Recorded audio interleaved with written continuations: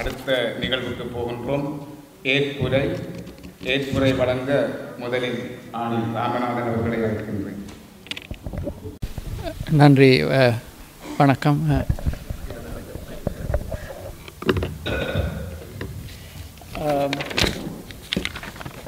குழுமியிருக்கும் சகலருக்கும் வணக்கம். ஒவ்வொருவராக நான் சொல்லி நேரத்தை வீணடிக்க விரும்பவில்லை. முதலாவதாக ஒரு திருக்குறளை சொல்லி ஆரம்பிக்கலாம் என்று நினைக்கிறேன். கல்லாதவரும் நனி நல்லர் கற்றார் முன் சொல்லாதிருக்கப்பெறின். அதாவது கல்லாத என் போன்ற கவிதைக்கு பாமரனான ஆக்கள் பிரமுகர் மாதிரி இருக்கலாம், வாயை மூடிக்கொண்டிருந்தால். ஆனால் இப்பொழுது உங்களை போன்ற கற்றவர்களுக்கு முன் நான் ஏதோ சில வார்த்தைகள் சொல்ல வேண்டி வருகிறது. இதில் ஏதாவது பிழை இருந்தால் மன்னிக்கவும். இந்த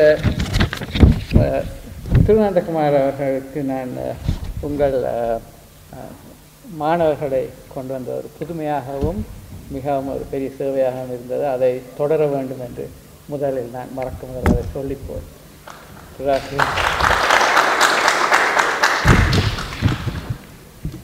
இவர்கள் அம்மா என்ற கவிதையை பற்றி கூறினார்கள். எங்கள் குடும்பத்தை பற்றி தெரிந்தவர்களுக்கு தெரியும். என்னுடைய அப்பா 4 வயதில் இறந்து விட்டார் என்று. என்னுடைய அம்மாவும் அவரது சகோதரிகளும் தான் எங்களை வளர்த்தவர்கள். அம்மா என்ற கவிதையிலே 3 வரிகள் நான் எழுதினேன். ஆக்கி என்னை அழித்தவளும் அள்ளி அணைத்து காத்தவளும் அது என்னை பெற்ற அம்மா. அது மாதிரி தூக்கி என்னை வளர்த்தவளும் துணிவு நேர்மை தந்தவளும் அது அவரது சகோதரியான நாங்கள் லில்லி என்று கூப்பிடும் புவனேஸ்வரி. அவர்கள் இருவரும் இப்பொழுது இல்லை. வாக்கியத்தை விதைத்தவளும் அதை விருத்தமாக வளர்த்தவளும் என்ற வரியையும் பாவித்தேன். அது அடுத்த சகோதரியான பார்வதி என்பவர். அவர் ஆங்கிலம் என்ற மொழியை எனக்கு சிறுவயதிலிருந்து கற்றுத்தந்ததனால் எனக்கு எத்தனையோ பயன்கள், எத்தனையோ இடத்திலே ஆங்கிலேயர்களுக்கு நிகராக சொல்லாடியும் வாதிட்டும் எழுதியும் நான் இருக்கக்கூடிய ஒரு நிலவரம் இருந்தது. இதற்கு நன்றியை கூறிக்கொண்டு ஆரம்பிக்கிறேன். என்னுடைய கவிதை படைப்புக்கு ஆரம்பத்திலே வித்திட்டவர் என்னுடைய தமிழ் ஆசிரியரான ஜேம்ஸ் அமலசீலன் எங்களுக்கு கற்பிக்கும் பொழுது ஒரு இளந்தாரியாகவும் ஃபுட்பால் அப்படி போன்ற பல விளையாட்டுகளிலே பங்கு பற்றியும் எங்களுக்கு ஒரு கிட்டத்தட்ட முன்னுதாரணமாக ரோல் மாடல் என்று சொல்வார்கள், அதுபோல இருந்தார். அவர் 9ஆம் வகுப்பிலே எங்களுக்கு அவரிடம் தமிழ் பயின்ற பாக்கியம் எனக்கு இருந்தது. அதிலே அவர் கவிதை, எதுகை, மோனை, சந்தம் இவை பற்றி எனக்கு சொல்லித்தந்தார். இதுதான் என்னுடைய ஆரம்பம்.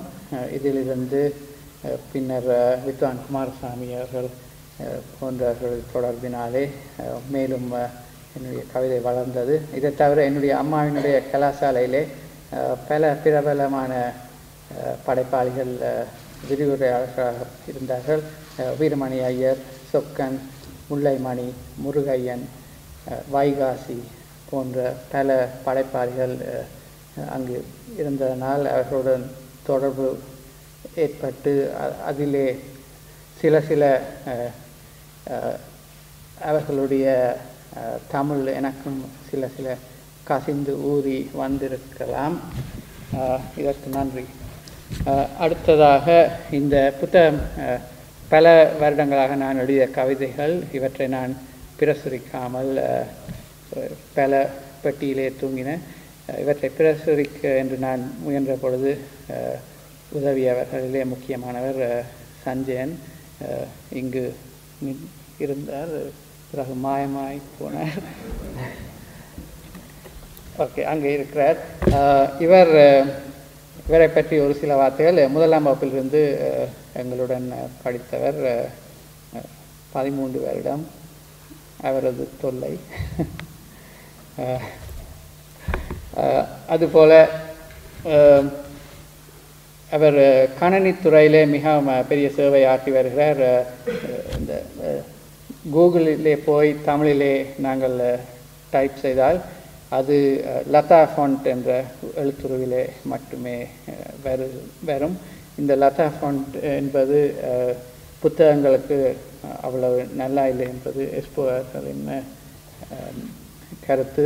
இந்த மாதிரி ஃபாண்ட்டிலே ஒரு ஃபாண்ட்டிலிருந்து இன்னொரு ஃபாண்ட்டுக்கு எழுத்துருவுக்கு மாற்றுவதற்கு சாஃப்ட்வேர் மென்கணனி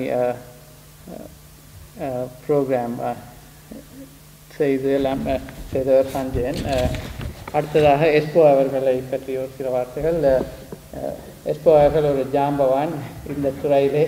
அந்த நாளிலிருந்து மிக பெரிய படைப்புகளை தந்து தமிழ்நாட்டிலே அவருடன் நான் தமிழ்நாட்டிலே எத்தனையோ மணித்தியாலங்கள் கழித்த போது எனக்கு விளங்கியது அந்த தமிழ்நாட்டிலே இருக்கிற பெரிய பெரிய படைப்பாளிகள் அறிஞர்கள்லாம் இவரை எவ்வளவு தூரத்துக்கு மதிக்கிறார்கள் என்று. அப்படிப்பட்ட எஸ்போ அவர்கள் இந்த புத்தகத்தில் ஈடுபாடு கொண்டு அதிலே ஒவ்வொரு பக்கத்தையும் அவர் தன்னுடைய சொந்த பக்கமாக மிகவும் அழகாக பின்னணியில் வரும் படங்கள் இவற்றையெல்லாம் அவர் தன்னுடைய சொந்த புத்தகம் மாதிரி இதை தயாரித்து வருவதற்கு மிகவும் நன்றி.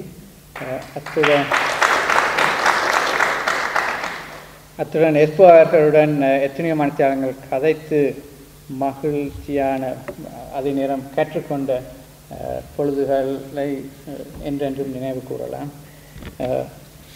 இதை தொடர்ந்து நான் இந்த புத்தகத்தை பற்றி கூறிய சில வார்த்தைகளுக்கு நான் பதில் கூற விரும்புகிறேன். இந்த இளைய தலைமுறையினர் வந்து இந்த புத்தகத்தை விமர்சித்தது மிகவும் நன்றாக இருந்தது.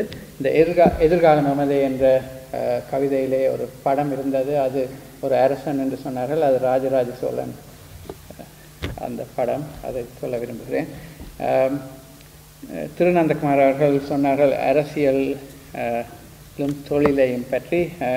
எனது தொழிலிலே நாங்கள் எல்லாரையும் ஒரே மாதிரி தான் பார்ப்போம். அது எதிரியோ நண்பனோ அரசியல் என்பது அறவே இருக்காது.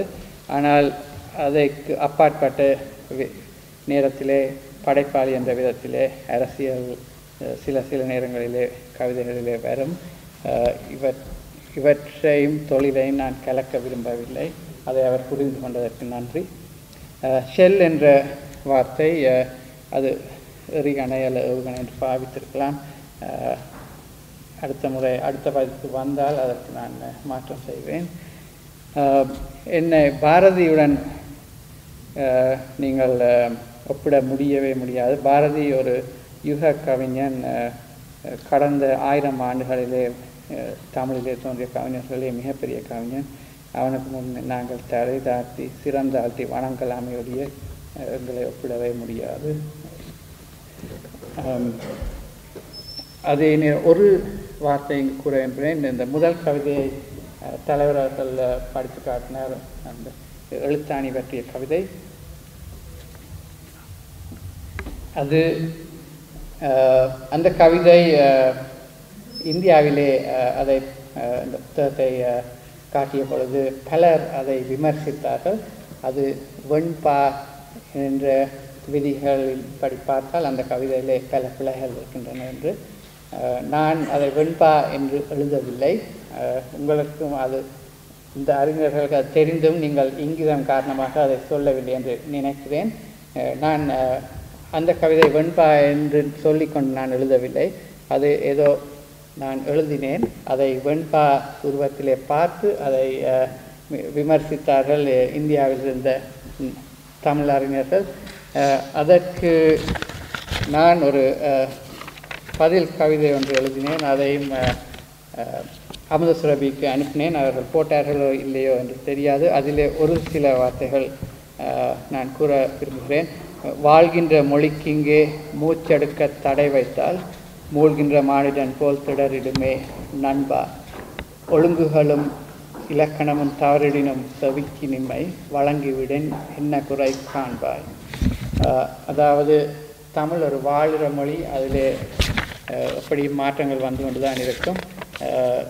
விதிகளை வைத்து இந்த மொழியை அடக்க முடியாது என்பது என்னுடைய அபிப்பிராயம். அதை நான் இங்கு கூறிக்கொண்டு ஒரே இன்னொரு விடயத்தை நான் சொல்ல வேண்டும். இந்த ஐராங்கனி என்ற புத்தகத்தின் அட்டையை பார்த்தீர்களானால் அது ஒரு தூக்கு கயிறு. அதில் இலங்கையின் உருவத்திலே இருக்கிற தூக்கு கயிறு.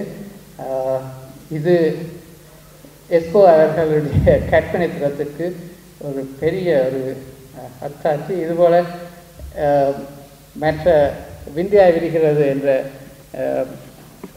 புத்தகத்திலேயும் அட்டை படத்தை பார்த்தால் அதிலே ஒரு நீர்க்குமிழி அதை ஒரு எறும்பு உருட்டி கொண்டு போகிற மாதிரி, அதுவும் எஸ்கோ அவர்களுடைய கற்பனை. அதாவது அது ஒரு விந்தை. நீர்க்குமிழி இந்த அளவு பெரிதாக வரும்பொழுது உடைந்து விடும் சாதாரணமாக. ஆனால் இந்த நீர்க்குமிழி எறும்பை விட 2 மடங்கு பெரிதாக இருந்தும் அது இன்னும் உடையாமல் இருக்கிறது. இப்படி பல இவருடைய அட்டைப்படங்களை வைத்தே ஒரு புத்தகம் தயாரிக்கலாம். இதுக்கு மேல் நான் நேரத்தை கடத்த விரும்பவில்லை.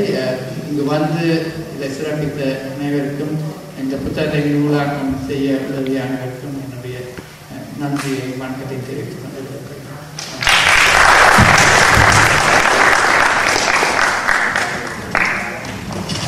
மரபை வசப்படுத்துவதனால் மரபை உடைக்க வேண்டும் என்று கூறுவார். அதுபோல அந்த முதல் கவிதை வெண்பாவோ என்னவோ மரபை வசப்படுத்தி கவிதை படைத்த ராமநாதனுக்கு மரபை உடைத்து கவிதை எழுதுகின்ற உரிமை தமிழுக்கு உரிமை உண்டு என்று சொன்னது போல அந்த உரிமை அவருக்கு உண்டு. அடுத்ததாக